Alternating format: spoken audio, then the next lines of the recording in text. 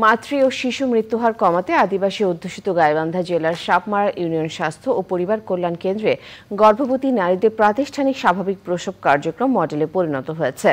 এই স্বাস্থ্যকেন্দ্রে গর্ভবতী নারী ও শিশু সহ প্রান্তিক পর্যায়ের মানুষকে দেওয়া সেবা কার্যক্রম পরিদর্শন করেছেন জাতিসংঘের জনসংখ্যা তহবিলের নির্বাহী পরিচালক ডক্টর নাতালিয়া কানেম। এহসানুল হক সুমনের ভিডিওচিত্রে মেনা লাভলি রিপোর্ট।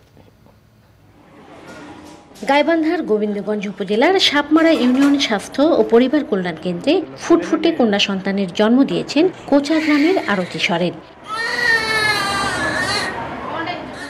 এ নিয়ে প্রশিক্ষিত ধাত্রীর মাধ্যমে এ স্বাস্থ্যকেন্দ্রে 495টি নিরাপদ স্বাভাবিক প্রসব হয়েছে।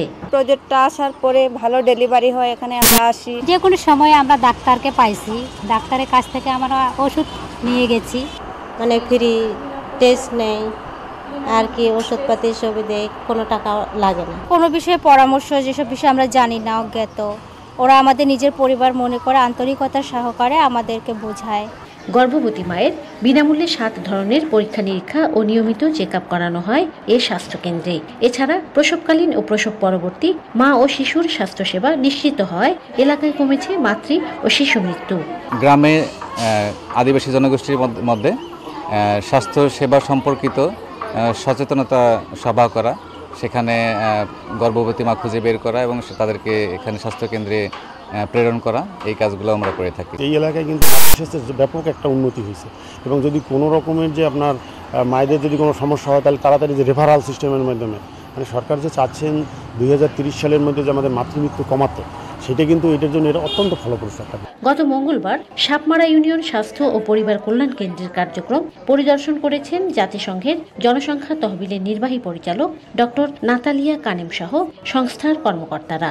Training midwives from marginalized communities like the Santal community has had on ensuring that women feel comfortable, pregnant women feel comfortable to go to health centres to give births, to have healthy, safe deliveries that UNFPA can have on a wide scale for women and girls in Bangladesh.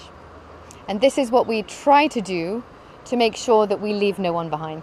জাতিসংঘের জনসংখ্যা তহবিল ও ইউকেএইডের কারিগরি ও অর্থ সহায়তায় প্রতিষ্ঠিত স্বাস্থ্যকেন্দ্রটিতে 24 ঘন্টা বিনামূল্যে স্বাস্থ্যসেবা দেওয়া হয়।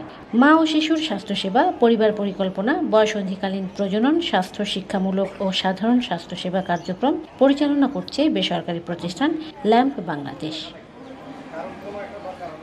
গাইবান্ধা গোবিন্দগঞ্জ সাপমারা থেকে মেরিনা লাভলি, চ্যানেল আই।